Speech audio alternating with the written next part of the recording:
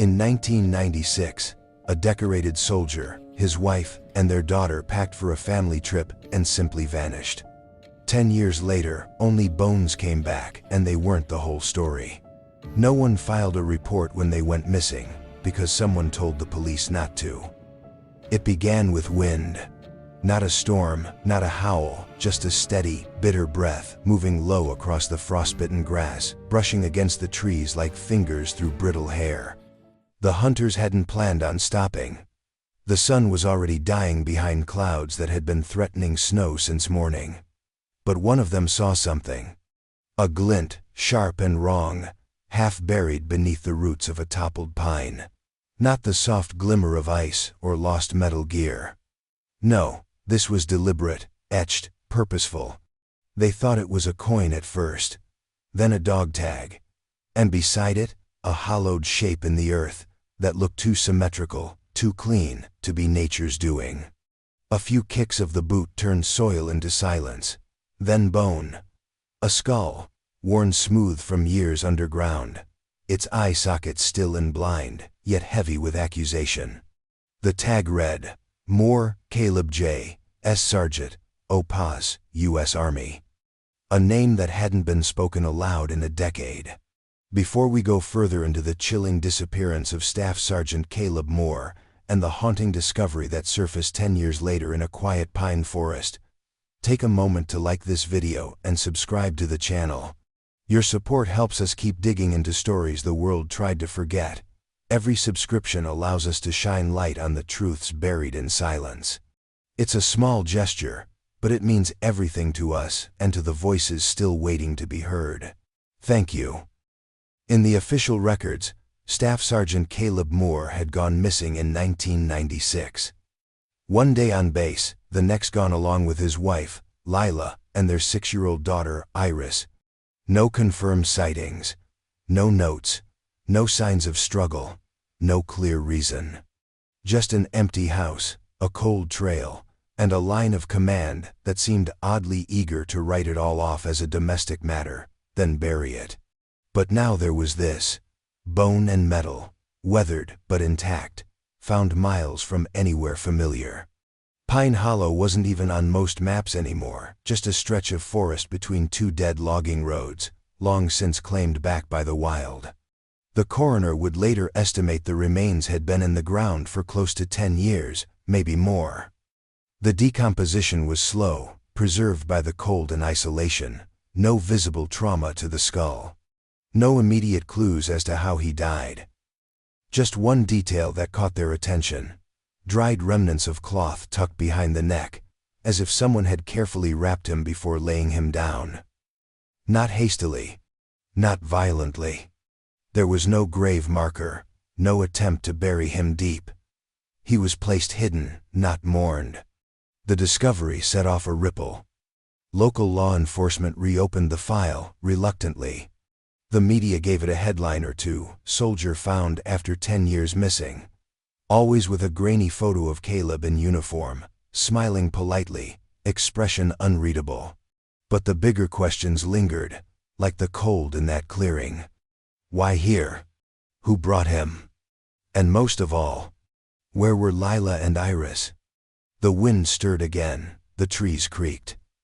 Somewhere beyond the clearing, crows stirred in the branches, their wings silent as they rose into the gray. 10 years ago, a man vanished. Now, only a skull remained, but it was enough. Enough to wake what had been sleeping. Enough to dig. The field did not offer answers that day. But it no longer kept its secrets, either. It was early spring in 1996, the kind of morning that smelled faintly of rain and old pavement, the sun still tangled behind clouds. The base was half asleep as Staff Sergeant Caleb Moore shut the trunk of his aging black sedan with a quiet finality. He moved with the precision of a man trained to make exits clean, no wasted motion, no second looks. Lila stood a few feet away, her arms folded tight against her chest, a wool cardigan wrapped over a blouse too thin for the weather. She wasn't dressed like someone going on vacation, neither was he.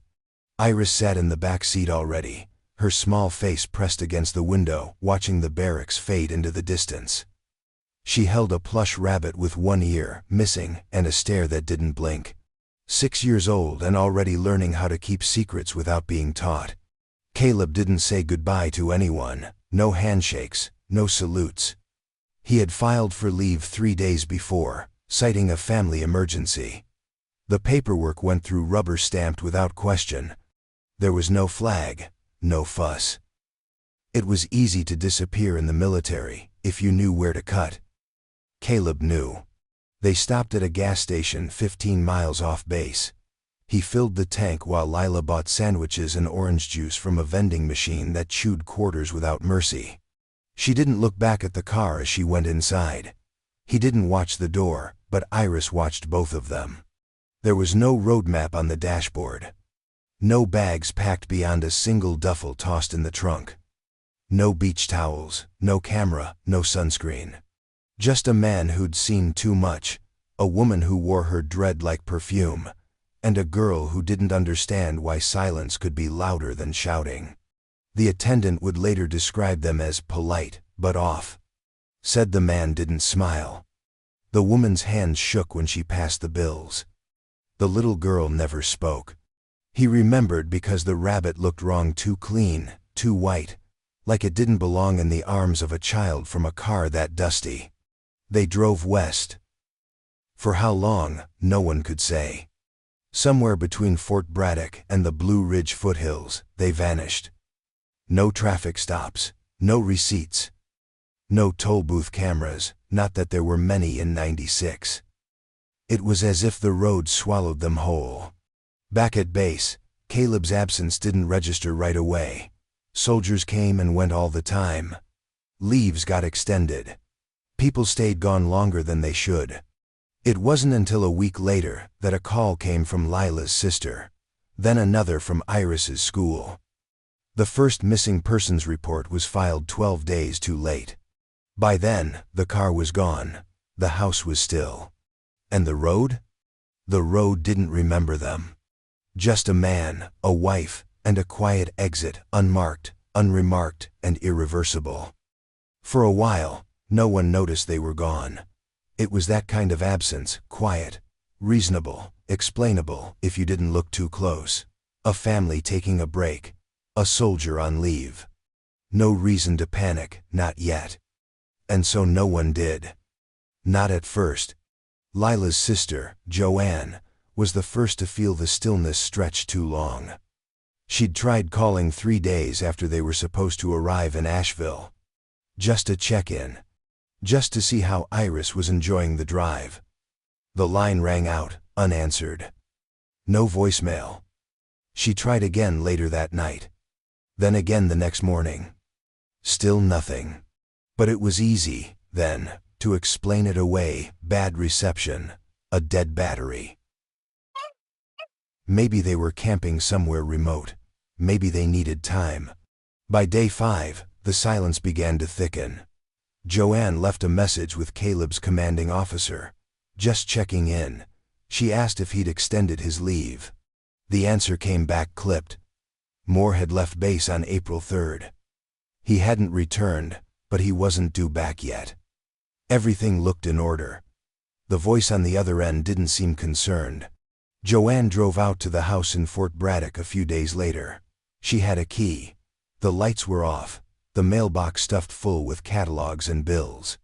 Inside, the air felt flat, still holding the shape of their lives, as if no one had quite finished leaving. Dishes were rinsed but not put away. Iris's drawings were still taped to the fridge. A pair of Caleb's boots sat just inside the door, but only one jacket hung from the hook. Joanne called their names softly as she moved from room to room, hoping though for what, she didn't know. She filed the missing persons report that afternoon. But even then, there was no rush, no urgency. This was 1996. The systems were slow. The police asked the standard questions. Were there signs of forced entry? No. Signs of struggle? No. Had Caleb ever talked about leaving the military? Had Lila ever seemed unhappy? Did Joanne think they would run?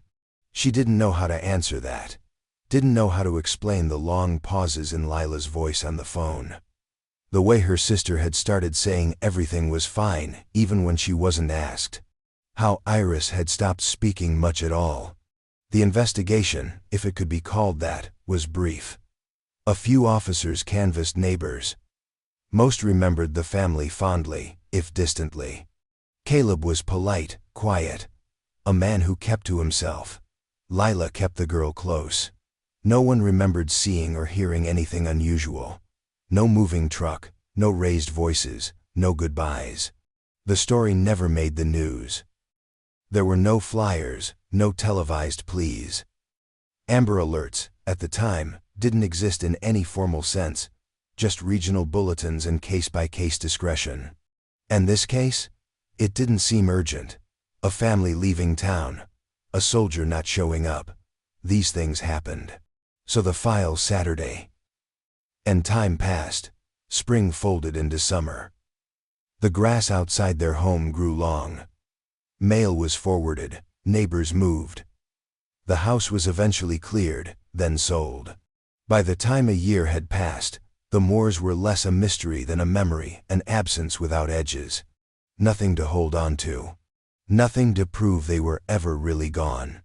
When the officers finally stepped inside the Moore residence, it felt like the house had been holding its breath.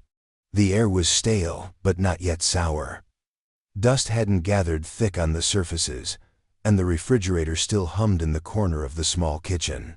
Someone had left a mug of coffee on the counter, now cold, the faintest ring of cream staining the rim. The machine beside it still blinked, 12, as if time had never started.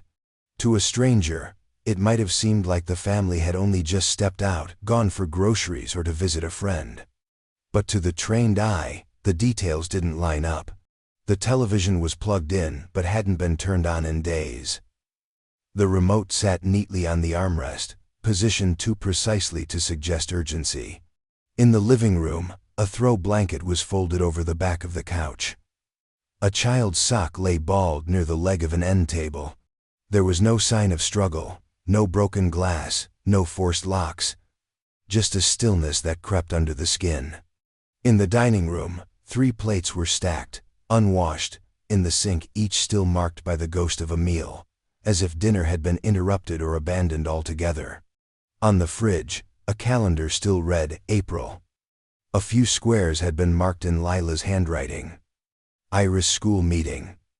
Caleb off base, trip. The word trip was underlined twice. The mail slot at the front door had overflowed. Catalogs, bills, a postcard from Joanne in Asheville, folded but unopened. Near the pile, a small paper grocery list was wedged between the floorboards. Apples, bread, juice, new socks. What caught the officer's attention most was the bag. A military duffel, half-zipped, leaned against the base of the stairs. Inside, uniforms had been folded and packed tightly, but not completely. A rolled pair of socks sat on top, one slightly unraveled. A toothbrush still in its case. A small, leather-bound Bible. But no dog tags, no wallet, no photographs. Next to the bag, a single boot, scuffed and caked with old mud. Its pair was missing. Upstairs, Iris's bedroom was caught between childhood and something else. Toys were arranged on the shelf, but none looked played with. A mobile hung motionless above the small bed, one of the stars chipped at the edge. On her desk, crayons spilled from a plastic box, one broken clean in half. A drawing lay on the floor beside it, half-colored, a house with no windows. In the master bedroom, the sheets had been stripped. The mattress was bare, the bed frame exposed like a skeleton. A drawer was left open, half full, as if someone had started packing and then stopped. On the bedside table sat an old Polaroid of Caleb in uniform, squinting into the sunday. The corner was folded, worn from being touched too often. The officers left with notes but no answers. They filed their report. No sign of forced entry, no signs of violence, no indication of where they went or why. The house didn't feel abandoned. It felt paused, like a scene in a play where the actors had simply walked off stage mid-line. The warmth hadn't left yet, but it was going, and no one knew if it would ever come back. For the first few weeks, no one asked many questions. A soldier goes on leave. A family disappears. It didn't register as a crisis, not yet. But as the weeks stretched into months and silence became the only constant, someone eventually picked up the phone and called the base at Fort Braddock. Not a journalist, not a federal agent, just a junior investigator in the local precinct, double-checking paperwork that didn't quite make sense. Caleb Moore's military records were supposed to show a routine leave of absence filed in early April 1996. That was the story passed around. Family emergency, someone had said. A few weeks off. Nothing out of the ordinary. But the forms weren't there. Not officially. No signed authorization. No confirmation. His name was still listed under active duty. His status? Present, but unresponsive. Not AWOL, not discharged, just pack waiting. Like the system didn't know what to do with someone who had vanished without making a sound. The Army didn't issue an inquiry. No follow-up. No court-martial proceedings. Nothing about the case triggered alarm bells. His commanding officer at the time, a man named Lieutenant Grayson, claimed to remember the conversation. Said Caleb looked strained. Said something vague about needing to take Lila and Iris away for a while. Said it felt personal, and he didn't press. I didn't think twice, he later told Internal Affairs. He was always composed, never gave anyone a reason to doubt him. But Grayson never saw the paperwork, and when asked why that didn't raise suspicion, he only shrugged. Things fall through. Admin gets lazy. It happens. What didn't fall through, however, were the numbers. Caleb's salary kept being processed direct deposit, same account for 3 months after the disappearance. Then it stopped. Not because someone filed a change, simply because someone high enough froze it without explanation. The file was quietly marked on hold pending clarification. No flags, no alerts, no red ink. Lila, meanwhile, had no listed employer. Her name didn't appear in any medical records after 1995. No insurance claims, no registered vehicles under her ID. As if her entire life had been slowing down long before the vanishing, winding into stillness like a clock running out. It didn't help that Caleb wasn't a man known for sharing. Even those who served with him described him as disciplined, distant, good under pressure. He never raised his voice, never showed temper, never got drunk. But he also never talked about his past, not about Iraq, not about what happened there, not about the scars he didn't show. And so, no one could say what a family emergency looked like for someone like him. When Joanne tried to request Caleb's records years later, she was told they were restricted, still under Department of Defense seal. Active personnel, they said, can't release that without authorization. But he's gone, she replied. No formal confirmation, the voice answered. Until he's declared deceased, he's still one of ours. It was as if the uniform still held him even in absence. A soldier frozen in time, no longer present, but never fully let go. A man listed as living, even as his bones turned to earth. Before they vanished, the Moores had already begun to fade. Their house, set near the end of a quiet cul-de-sac just off the military base, was tidy and modest, nothing out of place. The lawn was kept neat, the trash bins were always out on time. To passing cars and distant neighbors, they looked like the kind of family who didn't need to be worried about. But up close, the illusion wavered. Mrs. Heller, who lived across the street, remembered it first. She'd seen Lila outside one morning, standing by the mailbox with her head turned just enough to catch the purple shadow beneath her left eye.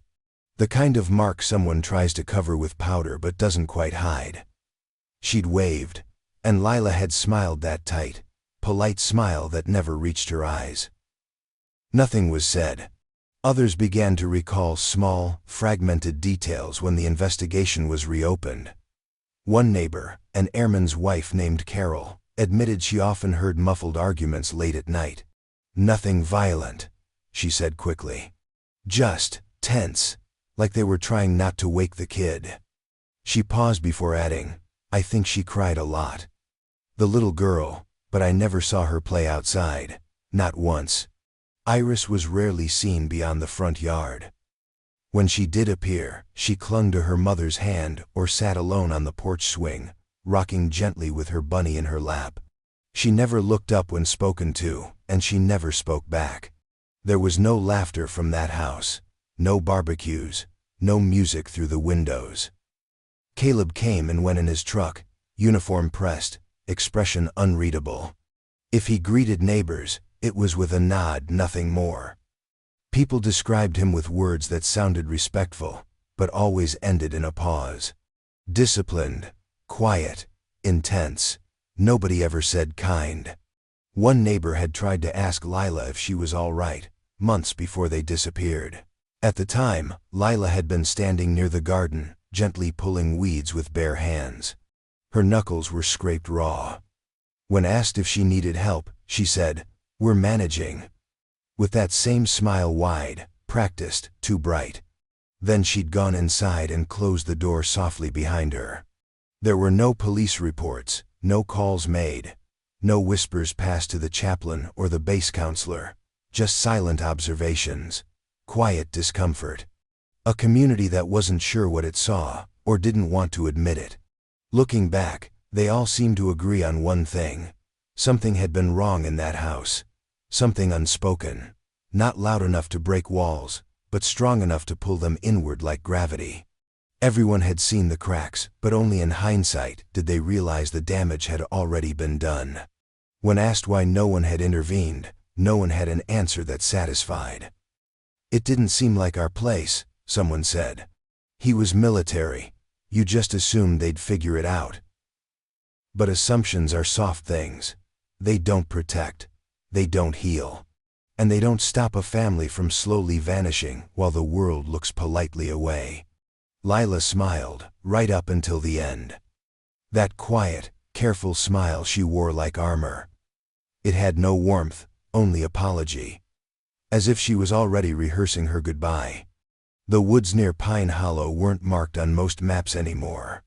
They had once been part of a thriving logging route, back when trains still ran through the hills and men earned their living with axe and sweat. Now they were just leftover land miles of dense pine, rock, and shadow that swallowed sound and cell signal alike. Locals didn't wander too far in. There were stories, sure, but mostly it was the quiet that kept them out. The kind of quiet that felt deliberate. Jim Delaney had been hunting that morning, just after first light. It was late October, cold enough to frost the ferns and send breath curling into the trees. He wasn't deep in the woods, just far enough to escape the hum of the town, but something had drawn him off the trail. A fox, maybe, or the sense that something wasn't right. He couldn't explain it later. Only that he'd followed the wrong path and ended up in a clearing he didn't recognize. That's when he saw it. A strange shape in the dirt. Not fresh, not obvious. Just a soft rise where the forest floor should have been flat.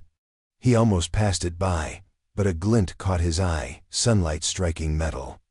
Curious, he brushed back a layer of brittle leaves and disturbed soil. What he found wasn't an animal carcass or old scrap. It was bone. The skull was mostly intact. Time had weathered it smooth, but the shape was unmistakable. Hollow eye sockets stared blindly upward, as if waiting.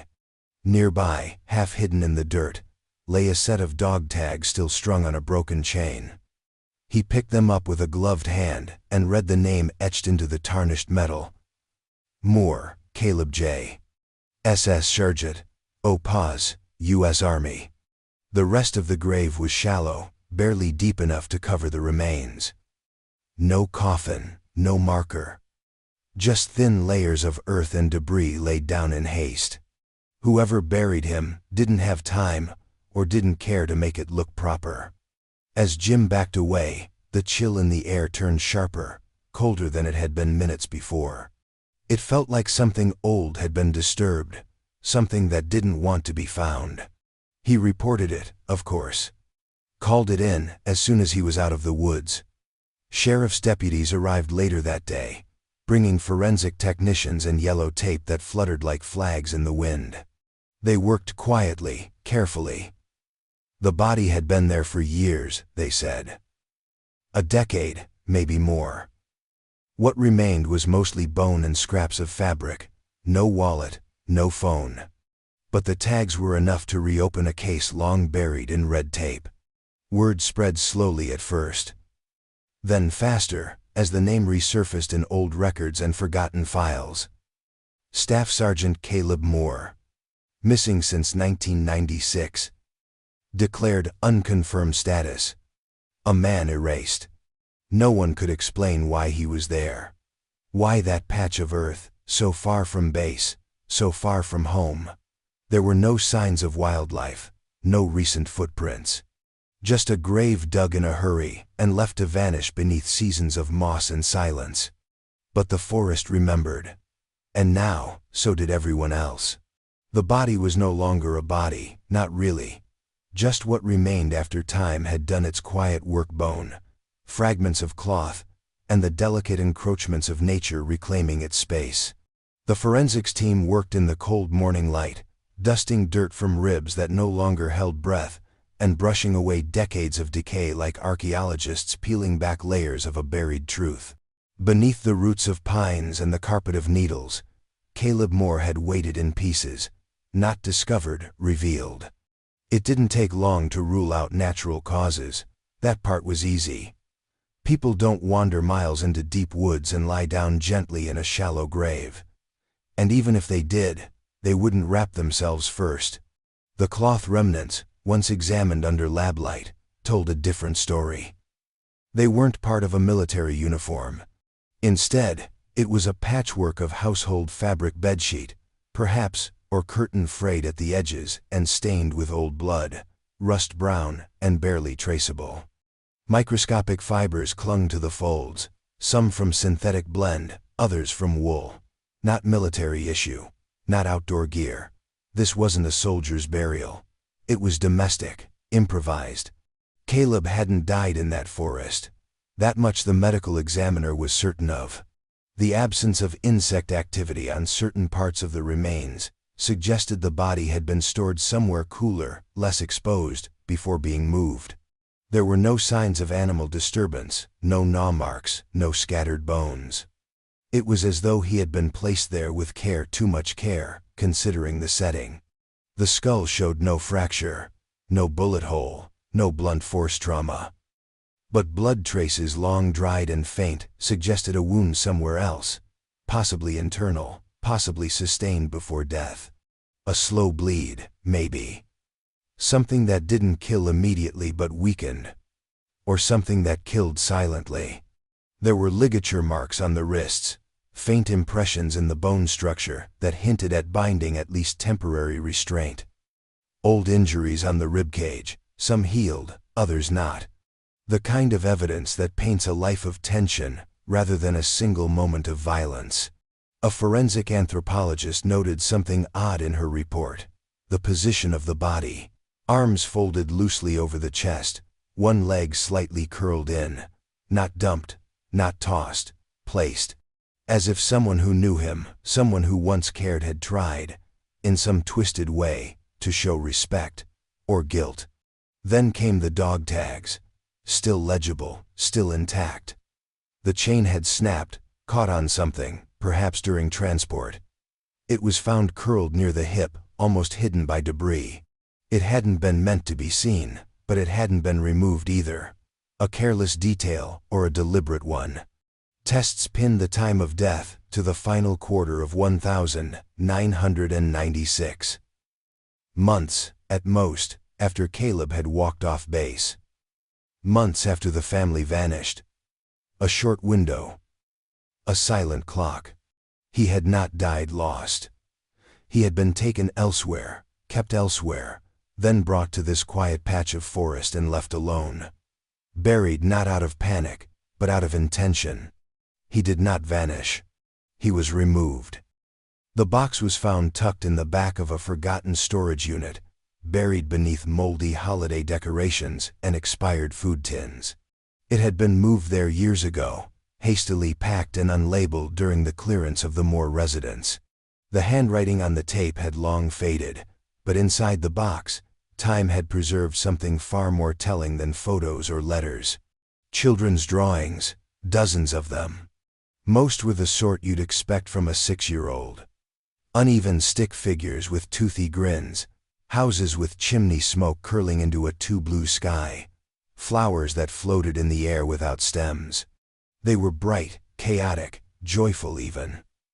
But near the bottom of the pile, under a construction paper collage and a page scribbled entirely in black crayon, was a drawing that made the deputy freeze. It was done in red, brown, and green. A crude forest, with oversized trees towering like sentinels on either side of the page. In the middle, a red car, its shape boxy and flat, windows drawn in tight with smudged gray pencil. Beside it, a small figure, childlike, holding what appeared to be a stick. No, not a stick. A shovel. The hand was oversized, clumsy, as if Iris had drawn it again and again until it felt right. Above, the words written in slanted, uneven letters, "Mommy said don't tell." The drawing didn't look like much at first glance. It could have been anything. Imagination.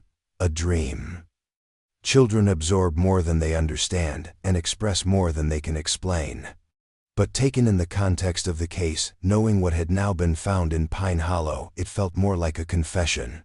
The red car matched the description of the sedan Caleb had driven. It was never recovered. Authorities had assumed it had been stolen or ditched, but no confirmed sightings ever surfaced. The forest looked generic, sure, but the shape of the trees, the way they curled inward toward the figure, was unsettling. It wasn't just a drawing, it was a memory, etched in wax and fear. Forensic psychologists were called in to examine the picture. They agreed on one thing. Children don't invent images like that from whole cloth. Not with that kind of symbolic weight. The shovel. The car. The instruction to stay silent. It was a story told without words, trapped in the mind of a girl too young to process what she'd seen. Other drawings supported the unease. One showed 3 figures standing in a row, but the one in the middle had no face. Another depicted a house split clean down the center, lightning carved across the roof. In one, a rabbit sat in a corner, its eye a single black dot, while the rest of the page remained blank. There was a sense of something not quite right, an emotional weight far beyond what a child should carry. There had been no therapist. No school records after 1996. Iris, as far as the world was concerned, had vanished with her parents. But these drawings said otherwise. She had seen something. She had known. Maybe not all of it. Maybe not the reasons or the words, but enough. Enough to hold it in. Enough to bury it deep. And enough to remember it every time she picked up a crayon. It was a routine audit that brought it to light, an old stack of analog phone records slated for digital conversion. The file had sat untouched in a metal cabinet for over a decade, part of a backlogged archive from a regional call center in North Carolina. Most of the pages were unremarkable. Late-night calls to family, payphone rings that never connected, long-distance charges on old prepaid cards. But one entry, dated October 12, 1996, stood out, not because of what was said, but because of what wasn't. A call had been placed from a payphone off Route 28, a remote stretch of road near the state border. The number dialed led to Havenwood Women's Shelter, an organization that still operated under the same name, though in a different building now. The call lasted 41 seconds. No name was left. No caller ID, just static, silence, and then a voice. Shaky, fragile, fractured. The original shelter worker who answered no longer worked there, but she'd kept a journal from her years on the night shift. When contacted, She remembered that particular call. Said she'd written it down because it unsettled her in a way she couldn't explain. She retrieved the faded notebook, flipping carefully through its fragile pages until she found the note, circled in red. Caller whispered, "We're going to disappear." Then hung up. Voice sounded scared. Child in the background? Couldn't tell. No follow-up call ever came. The shelter had no means of tracing the line at the time, and without a name or location, there was nothing they could do. The entry had been marked incomplete, like hundreds of others.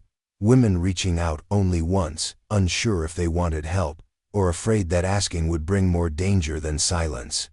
But the timing of that call now raised questions.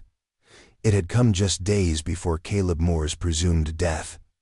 Days before his body was believed to have been wrapped, transported, and buried in a shallow grave. And it had originated from an area within driving distance of Pine Hollow. Audio from the call no longer existed. It had never been recorded. But the words, "We're going to disappear," hung in the air with chilling clarity. It wasn't a cry for help. It wasn't a plea. It was a decision. A line drawn in whisper. Investigators speculated the voice may have belonged to Lila. Her background was quiet, with no previous shelter contacts, no known visits to support organizations. But the bruises mentioned by neighbors, the distant glances, the too careful movements, all of it pointed to a woman living under pressure. Not from strangers, but from someone inside her home. Someone in uniform. Someone trained to remain calm under fire. That night in 1996, someone made a call from a cracked metal booth at the edge of the world. Quarters fed into the machine by shaking hands. A child possibly close by. One sentence delivered not in panic, but in grim resolve. She didn't say why, she didn't say who. She only said they were leaving. Not running, not hiding. Disappearing. After 1996, Lila Moore ceased to exist, at least on paper.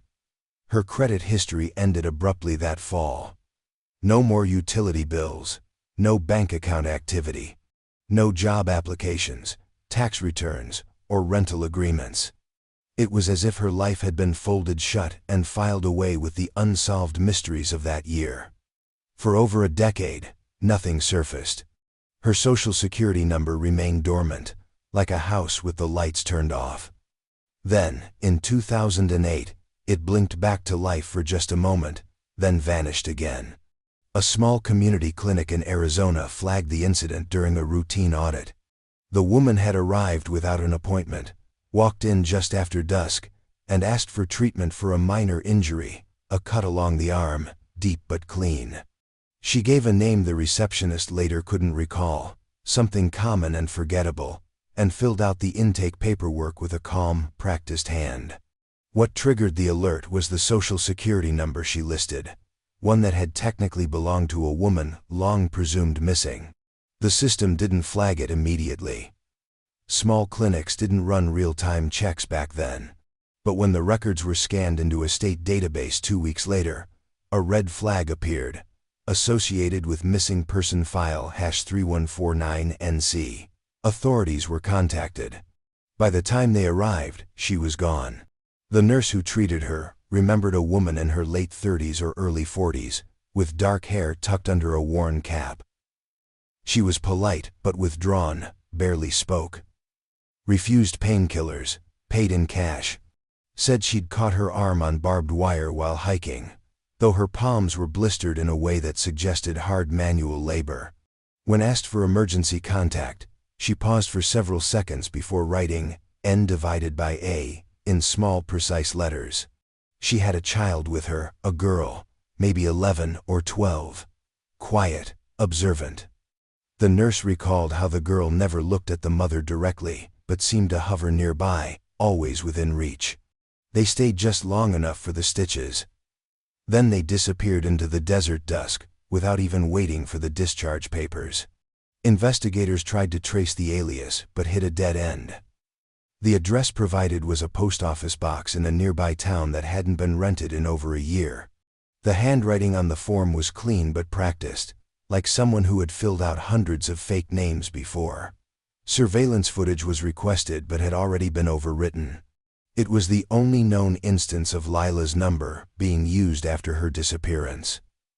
The case file noted the possibility of identity theft, but the context made that theory thin. Most identity thieves don't bring a child to a clinic or flee before collecting medication. This wasn't fraud, it was a life lived in shadow. Whatever had driven her underground had kept her there. Whatever had happened in that house in 1996 had taught her that being found was more dangerous than being forgotten.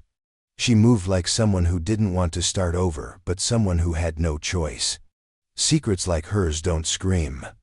They whisper, then disappear. The girl appeared quietly in the border town of Los Cerritos, New Mexico, a dry, dust-blown place where questions were fewer than prayers, and the past was easy to misplace. She called herself Ray. No last name, no birth certificate, no school records. Just Ray, with long black hair and a quiet voice that never seemed to rise above a whisper. She lived with an elderly couple on the edge of town, Maria and Hector Salazar, who claimed she was the granddaughter of a distant cousin. No one asked more than that, not in Los Cerritos. It wasn't until a routine census visit in 2006 that anyone noticed Ray at all. A field agent knocked on the door, clipboard in hand, expecting a household of 2. He found 3. The girl hovered in the hallway while Maria answered the questions. When asked her age, the girl said 13. Her eyes didn't match her expression, they were older, still and watchful, like someone who had been told to listen before speaking. When the agent asked for documentation, Maria hesitated. She said they didn't have anything official yet, but they were working on it. That was enough to make a note. 2 weeks later, a social worker followed up. She met Ray at the local community center, offering juice and questions, but received little in return. Ray said she didn't remember where she was born, that she had always lived with Grandma and Grandpa. She didn't recall ever going to school, but she could read slowly, and her handwriting was careful, if childlike. When asked about her mother, Ray paused, then offered the only sentence she would repeat every time: "She's safe." That was all she would say. Not a name, not a location, just a certainty carried in a voice too soft for her years. Attempts to verify her identity failed. Fingerprints turned up nothing. No match on missing persons registries, no police records, no tax or medical history. It was as if she had materialized out of nowhere, carefully placed and lovingly protected, but always on the edge of vanishing again. The Salazars were cooperative, to a point. Maria insisted Ray had been dropped off by a family friend, and they had simply taken her in. They claimed to know nothing of her history, only that she needed care. She was scared when she arrived, Maria said. But she never cried, not once. The couple had no criminal record, no reason to suspect wrongdoing. They seemed sincere. But sincerity can't verify a past. The state eventually allowed Ray to stay, citing lack of evidence to do otherwise. She was enrolled in a local school under provisional status. Teachers described her as quiet but attentive. She never caused trouble, never raised her hand. She avoided group activities and flinched at sudden sounds. At recess, she often stood alone near the fence, staring out at the highway like she was waiting for something to come back. To most, she was just another forgotten child, caught in a tangle of missing records and low-priority paperwork. But to those who knew the Moore case, those who had studied the old photos and traced the timeline, there was no mistaking her. Ray was Iris. 10 years older, still silent, still hiding. She had survived whatever happened back then. She had escaped, but she hadn't let it go. The skull was enough to reopen the case. The dog tags gave it a name. But it was the blood old, dried, and barely there that cracked the silence open just wide enough to see what had always been hidden beneath. It took weeks for the forensic lab to process the samples. What remained on the surface of the dog tags was almost imperceptible to the naked eye, microscopic traces lodged in the tiny crevices of the etched letters. Caleb's name, his blood type. A smear that should have faded with rain, with time. But something had shielded it. Maybe the way the tags had folded into the soil. Maybe the fabric they had been pressed against. Either way, the blood endured. DNA analysis confirmed the obvious first. The remains were, without doubt, those of Staff Sergeant Caleb Moore, a perfect match. But the second sample was more elusive. It was partial, degraded, and limited. Yet still present, clinging not to the tags themselves, but to the small length of chain where the metal had snapped. It didn't belong to Caleb. At first, investigators assumed it might be contamination, an animal, perhaps, or a mishandling during storage. But the lab ran the sequence again, then again, and the profile began to take shape. Female, close match to iris. And only one other person in the case would share those markers. Lila. The second blood source was hers. There wasn't enough to determine the nature of the injury, no evidence of trauma, no wound site. Just a faint echo of her presence, locked in rust and time. But it told a story anyway. She had been there. Close enough to bleed on him, close enough to touch the dog tags, perhaps even to pull them off his body. Experts proposed several possibilities. 1. She was with Caleb when he died, tried to tend to him, and bled in the process. 2. She was injured by him, or during a confrontation, and her blood transferred in the struggle. Or 3. The theory no one wanted to say aloud but couldn't ignore: she was the one who ended it. And in doing so, bled beside or over him in the final moments. But there were no signs of overt violence on Caleb's remains. No blunt force, no stab wounds, no bullet, nothing definitive. Just the quiet implications of restraint, of deliberate movement. And now, the ghost of Lila's blood mingled with his identity. It reframed everything. If she had fled, she hadn't done so blindly. If she had buried him, she hadn't done it coldly. There was emotion there. Proximity.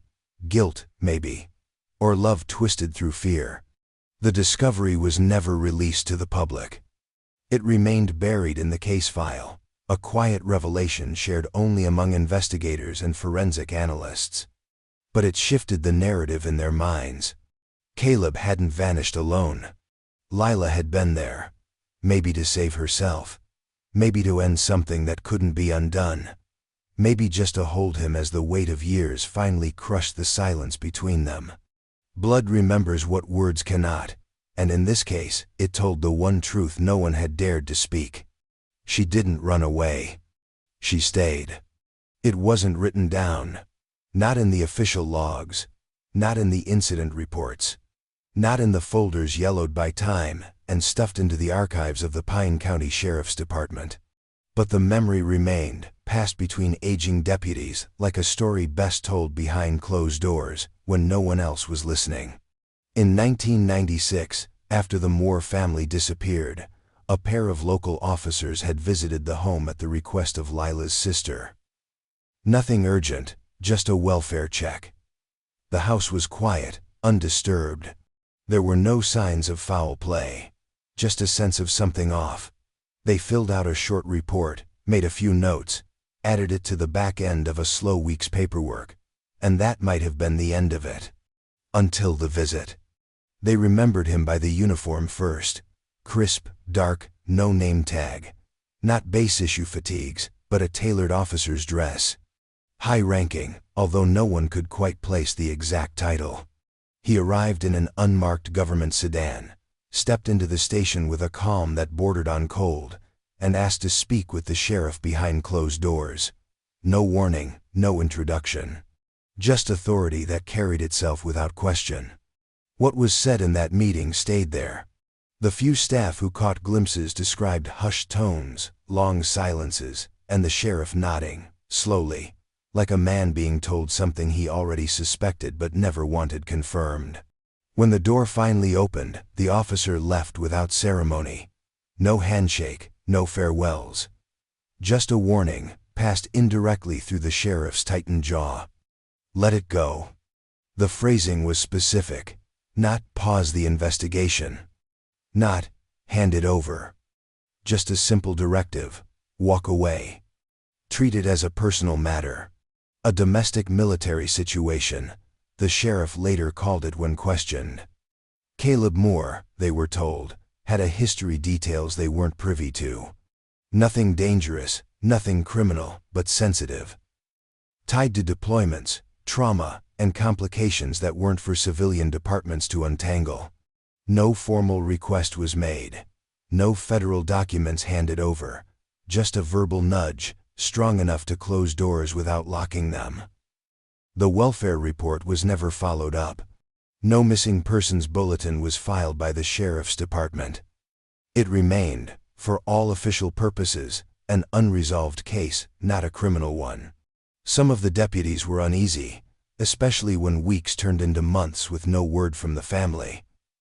But no one wanted to challenge it. The military had its own rules, its own circles, and the truth was, they had seen stranger things go unspoken. Soldiers returning from war with eyes that didn't blink right. Officers who carried secrets like metals pinned beneath their skin. You learned not to ask. Years later, one retired sergeant admitted he regretted it, that he should have pushed harder. That something in Caleb's file, something never shared with them, had frightened the man in the suit enough to bury a family under silence. He didn't ask, the sergeant said. He didn't need to. That was the scariest part. He just expected obedience, and he got it. The case remained open, but untouched. Not lost, just quietly set aside. Like a book removed from the shelf and placed in a drawer no one wanted to open. And by the time the body was found in Pine Hollow, most of those who could have spoken were long retired or long dead. But the silence still echoed. Because silence, once sanctioned, becomes its own kind of order. The church had long since stopped holding regular services. The congregation had dwindled over the years, leaving behind only dust-coated pews and the faint scent of wax that clung to the wood like a memory. In the shadow of a desert town that forgot itself with every passing season, the building stood silent, its doors unlocked more out of habit than necessity. It served now as a shelter from the sun, a meeting place for the occasional drifter, and a donation stop for anyone with loose change and a guilty conscience. It was there, inside the rusted tin box near the altar, that the letter was found. The box had not been emptied in months. A volunteer named Ruth, sweeping the sanctuary one wind-bitten morning, opened it expecting only coins and gum wrappers. Instead, she found the envelope uncreased, sealed, and yellowing just enough to suggest it had been sitting there for some time. There was no return address, no postage stamp. Just a name, scrawled in pencil across the front. Staff Sergeant Caleb Moore. It didn't belong in the offering box. It didn't belong anywhere in that church. Ruth handed it to the sheriff's office the next day, unsure whether it was a prank, a leftover from some wandering veteran's memorial. But when the envelope was opened, what lay inside wasn't reverent or formal. It was heartbreak. The letter was written in the handwriting of a child, awkward, uneven. Letters pressed too hard into the paper, as if the act of writing had been painful. There were misspellings, stray marks, tear stains smudging the graphite. And only 5 words. I saw, I'm sorry. No signature, no date, no elaboration. Investigators sent it for analysis. The paper was standard, the pencil generic. No DNA traces viable after years in the dry Arizona heat. But the handwriting, once compared to archive school files, was unmistakable. It matched old classroom materials from Iris Moore, a perfect match in slope, pressure, and spacing. She had written it. Not to the world, not to the authorities, not even to herself. To him. To the man buried in a shallow grave beneath pines hundreds of miles away. A letter meant not for delivery, but for release. A confession folded tight and sealed like a wound. The word said everything and nothing. I saw. What had she seen? The moment he died? The argument before? Her mother, wrapped in panic or resolve? Had she watched the earth being pulled over him? Had she helped? I'm sorry. A child's apology carries a different weight. It's not always guilt. Sometimes it's just grief in its only available shape, a wish that the world had spun differently, that someone had done something sooner, that monsters had looked like monsters, and not the people who kissed your forehead goodnight. The letter changed nothing officially. It wasn't enough to close a case or issue a warrant. But to those still watching the pieces, still trying to stitch sense into the shape of what happened, it mattered. It meant Iris remembered. It meant she hadn't forgotten his face, or what it looked like in the end. And it meant that silence, no matter how long it lasted, could still find a way to speak. The journal was found under a cot at the back of the women's shelter, left behind in a rush that suggested either panic or purpose. The pages were soft from use, edges curled like the wings of something that had tried to fly. It wasn't locked or hidden, just forgotten or maybe offered. The staff had seen Iris only a handful of times, knew her only by her new name, one she never confirmed was real. She didn't stay long, she never did. Always moving, always watching the exits, as if she could hear footsteps no one else could. They remembered her as quiet but polite, a girl with long sleeves even in summer. She had asked for work instead of charity, had cleaned the kitchen floors until they shone, had never asked for more than she was given. Then one morning, she was gone. No goodbye, no warning, just the journal beneath the mattress. The first pages were normal enough, if normal still applied to someone who had grown up in the shadow of silence.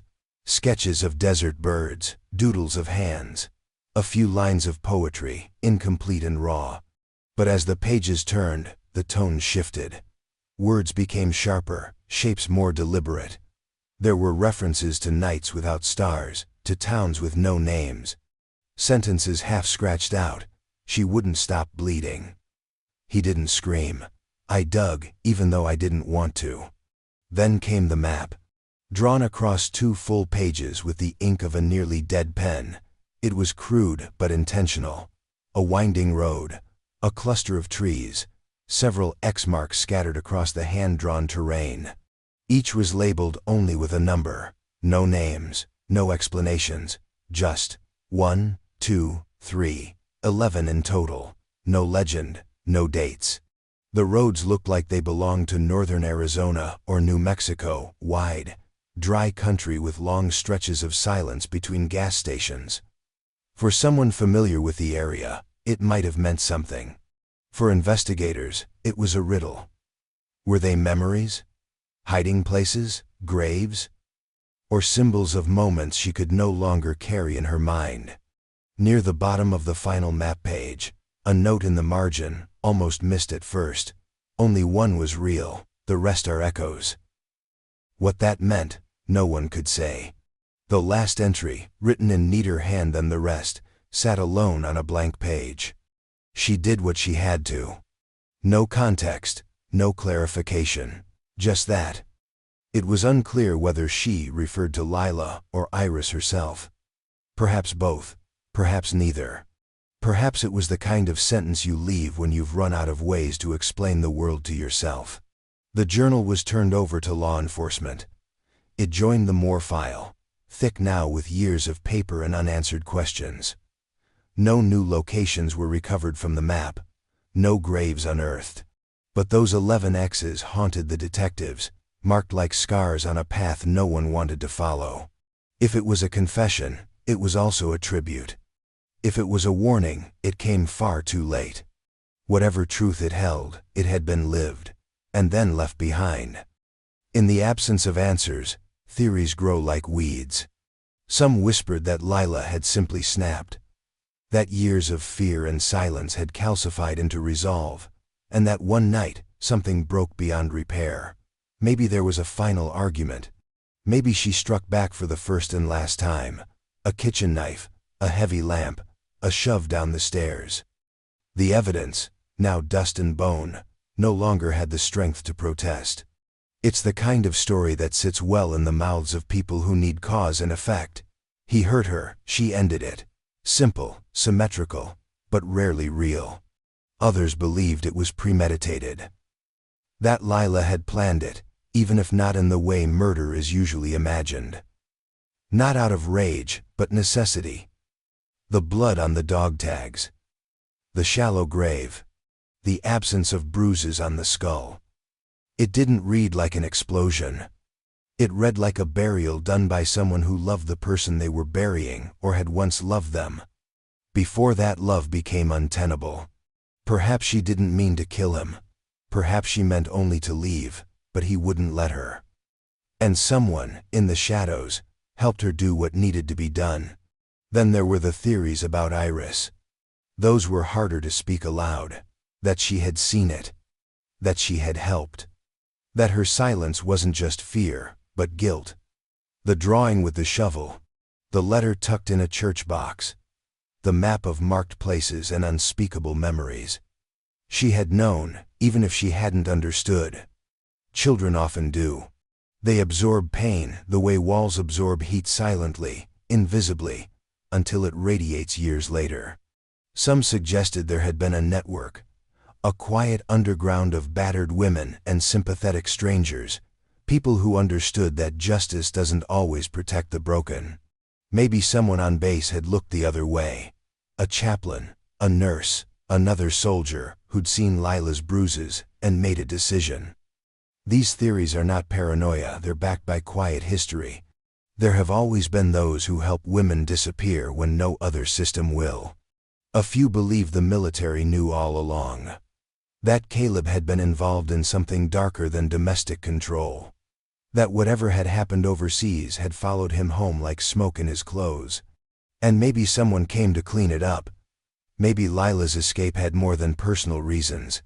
Maybe the officer who told local police to let it go wasn't just protecting the institution, but hiding something more corrosive. Not just a body, but a file. The truth, most likely, is messier than any of these. Pieces borrowed from each version, not a clean story, but a fractured mosaic built from grief, fear, and survival. Maybe Lila didn't mean to kill him. Maybe she did. Maybe Iris helped dig. Maybe she only watched. Maybe neither of them was ever safe again after that night, even if no one came looking. In the end, the questions outlived the people who asked them. There is no verdict, no final charge. Just a body in the woods, a girl in the shadows, and a mother who once made a phone call to say they were going to disappear. And somehow, they did. The clearing in the woods hasn't changed much in the years since the discovery. The pines still lean inward like they're keeping a secret, their roots knotted through the earth that once hid a man. Wind moves through the needles with a hush, not quite a whisper, but not silence either. There's a shape to the place now, a weight. It's not marked by stone or plaque, no memorial has been raised. But anyone who walks through it, hunters, hikers, the curious few who've read too far into old newspapers, feels it. Something happened here, and something never left. The grave was never filled properly. After the exhumation, after the bone fragments were photographed, catalogued, and placed into evidence bags, the hole was left unsealed.